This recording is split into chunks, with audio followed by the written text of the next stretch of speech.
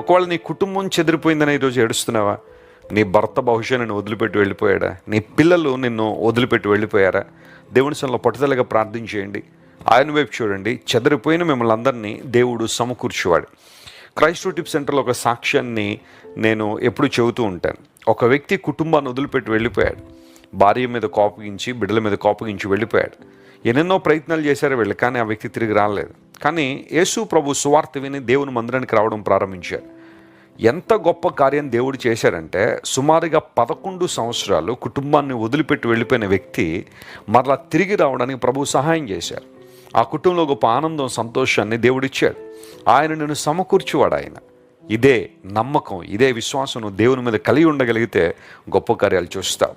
నువ్వేదైతే కోల్పోయావు, పాపం చేయడం ద్వారా, అపరాధముల్లో బ్రతకడం ద్వారా, దేవునికి అయిష్టంగా బ్రతకడం ద్వారా ఏవేవైతే కోల్పోయావో తిరిగి సమకూర్చి నిన్ను దీవించి